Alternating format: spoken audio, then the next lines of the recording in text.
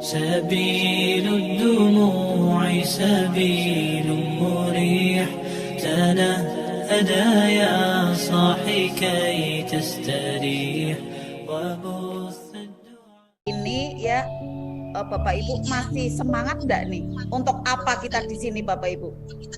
Bersenang-senang gitu nih Bapak Ibu. Yel-yelnya kalau mana rezeki kan kemarin-kemarin udah rutin kan. Apakah itu mana rezeki gitu kan. Nah, sekarang nih ada yel-yel baru. Ya, untuk apa kita di sini bersenang-senang Bapak Ibu? Bersenang-senang gitu ya. Nanti tanggal 5 dan tanggal 6 kita kan akan bersenang-senang kan dalam belajar ya. Belajar SMR THMR. Sekarang ini kita masih bersenang-senang ya di dalam ruang Google Meet dan Zoom untuk bisa mengakses jalan kaya dengan kita mudah sekali disiplin kata, mudah sekali menjaga kata-kata ya. Untuk apa kita di sini gitu kan?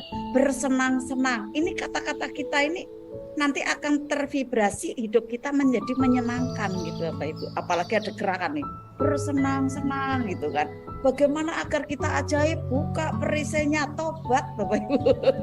Bagaimana agar kita ajaib buka perisainya, apapun yang terjadi, keren gitu kan.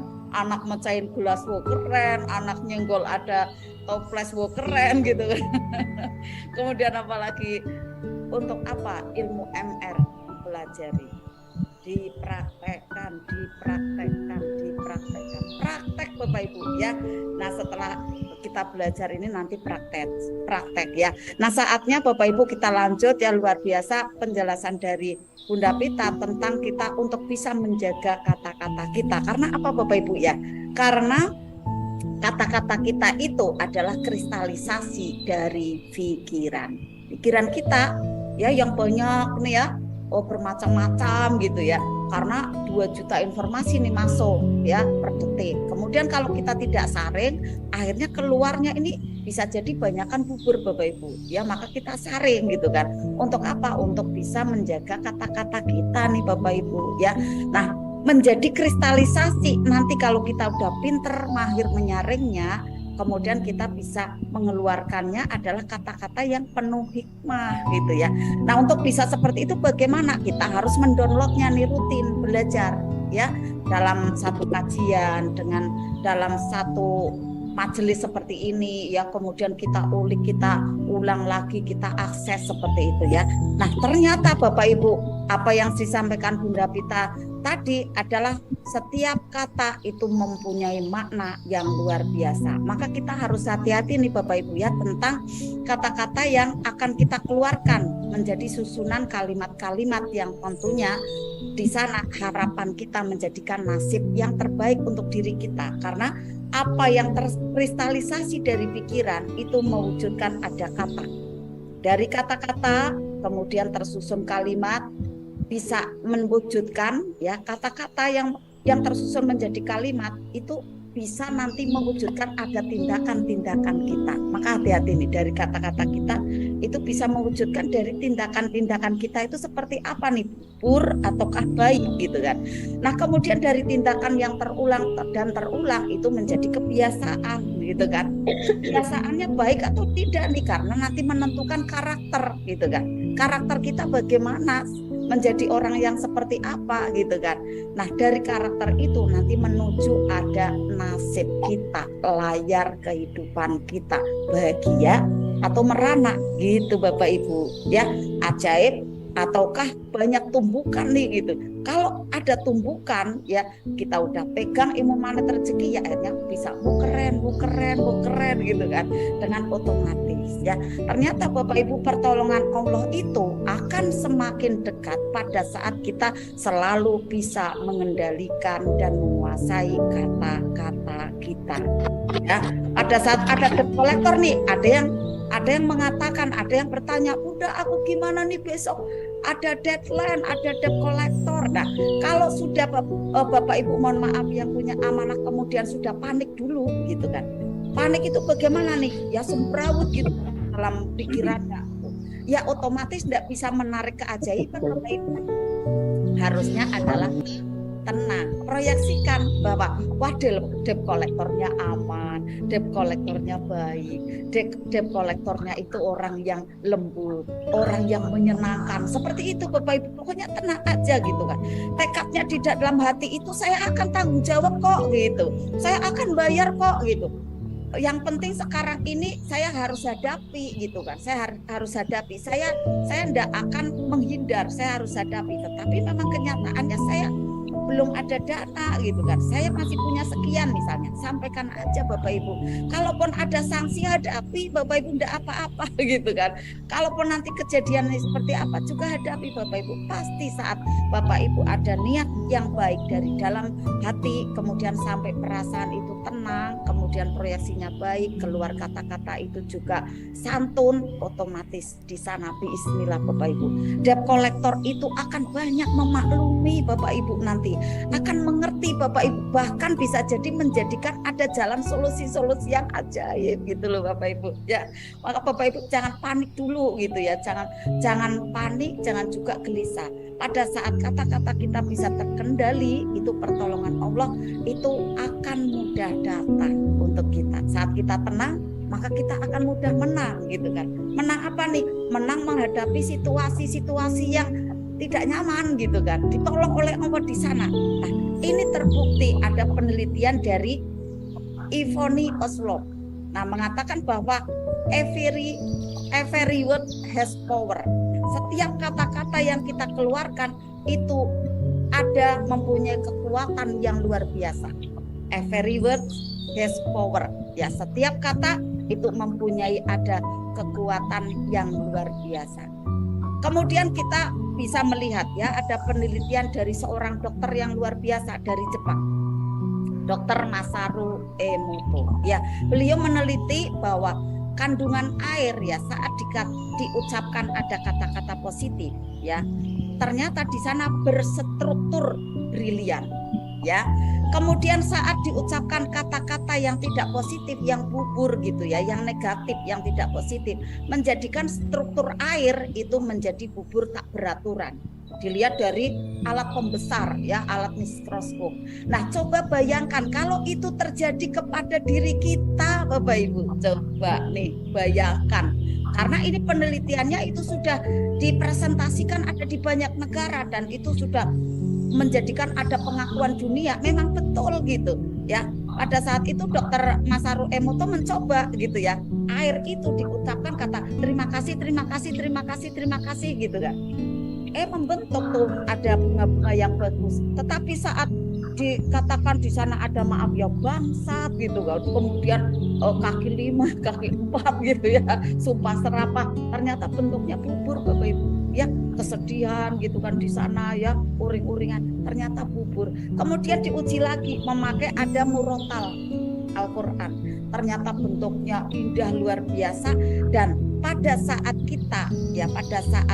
kita merutinkan membaca Al-Quran, ternyata memang betul rasanya di badan itu segar. Nah, itulah terbukti dari apa yang disampaikan oleh Rasulullah. Nah, kemudian di zaman kekinian saat ini itu diteliti oleh Dr. Masaru Emoto. Coba bayangkan Bapak Ibu, saat Bapak Ibu sering mengucapkan kata-kata yang bubur, padahal struktur dari tubuh Bapak Ibu itu adalah kandungannya saat ini bisa jadi 75 sampai 80% itu air Bapak Ibu. Coba bayangkan. Akhirnya sering tidak nyaman tubuhnya. Nah, apalagi kalau pikirannya sering tidak positif, yang kata-katanya juga tidak terjaga. Nah, selanjutnya badan sering ada keluhan-keluhan tidak sehat gitu Bapak Ibu. Maka pada saat tidak sehat, koreksi ke dalam gitu ya. Wah, saya ada apa nih? Saya kepikiran apa? Saya mengucapkan apa? Seperti itu ya, kayak tadi malam saya sampaikan ya, pada saat mengucapkan kata-kata tidak disiplin, akhirnya seperti dirasakan betul-betul, dan selanjutnya tidak sehat pula di sana gitu ya. Nah, apa yang kita ucapkan itu akan mempengaruhi dari nasib kita Bapak Ibu. Maka hati-hati di sana. Pada saat kita mengucapkan hal tidak baik, yang terjadi adalah nasibnya bubur. Pada saat kita mengucapkan hal-hal yang positif, kemudian nanti nasibnya menjadi baik. Allah sampaikan nih, ya ada di surat Al-Qaf ya, ayat 18 menyampaikan bahwa Bismillahirrahmanirrahim, ma yalfizu min qaulin illa ladaihi raqibun atid. Tiada suatu ucapan pun yang diucapkan kita Bapak Ibu, melainkan ada di dekatnya itu malaikat pengawas yang selalu hadir gitu Bapak Ibu. Ternyata pada saat kita mengucapkan itu ada malaikat yang hadir dan mencatat, mengaminkan kata-kata kita gitu Bapak Ibu. Ini hati-hatinya di sini ya. Nah, di dalam surga Bapak Ibu nanti ya, ada di dalam surga itu semuanya adalah tersusun dengan kata-kata yang baik, kata-kata yang positif.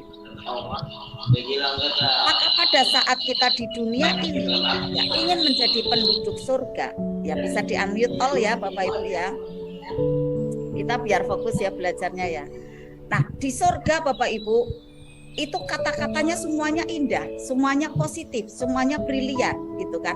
Seperti apa yang selalu kita ada baca ya di Kamis malam Jumat ya, di surat Al-Waqiah ya, di ayat 25 dan 26-nya ya, Allah sampaikan la yasmauna fiha laqwa wala taqsima gitu. Karena mereka tidak mendengarkan percakapan-percakapan yang sia-sia maupun yang menimbulkan ada dosa. Jadi kata-katanya semua terjaga gitu kan. Nah, pada saat kita di dunia ini kok menjaga kata-kata kita, berarti kita berlatih menjadi penduduk surga. Penduduk surga itu terbetik di benak langsung terwujud ada Bapak Ibu. Ya, karena pada saat berhati-hati dari dosa lisan kita, bahwa lisan kita keluar dari lidah yang tak bertulang Bapak Ibu, ya, yang sangat lincah ini ya, enggak bisa direm, bisa jadi. Apalagi perempuan itu adalah 20.000 kata harus keluar setiap hari. Kalau tidak di sini penuh sekali, kalau laki-laki irit cuma 7.000 aja gitu ya. Nah, maka perempuan itu maaf ya, terkenalnya itu BAWEL gitu kan. Kalau yang keluar adalah kata-kata yang tidak baik, coba bayangkan bawelnya itu akhirnya mempengaruhi ada air yang ada di dalam tubuhnya ya, kemudian mempengaruhi juga orang-orang di sekitarnya. Tidak nyaman, ilfil, menjauh sudah. Karena apa? Tidak merawat terumbu karang, tidak memuliakan sesamanya, akhirnya menjauh teman-temannya. Jualan tidak laku Bapak Ibu, ya kan, merembet-rembetnya seperti itu kan. Nah, pada saat Allah sampaikan ya, ada di Al-Waqiah ayat 25, la yasma'una fiha laqwa wala ta'sima. Di sana mereka tidak mendengar percakapan yang sia-sia maupun menimbulkan dosa. Lanjut, ada di ayat 26-nya ya, illa kilang salaman salama. Tetapi mereka mengucapkan, mendengar ucapan salam, selamat. Mereka mendengar ucapan-ucapan yang menyejukkan.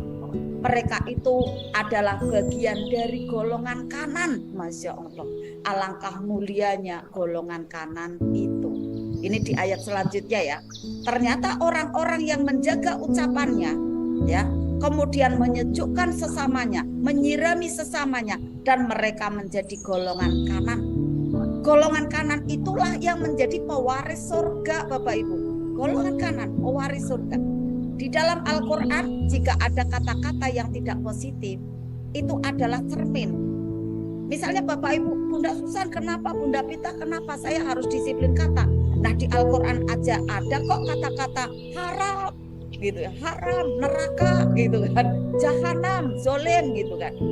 Kenapa ada kata-kata itu?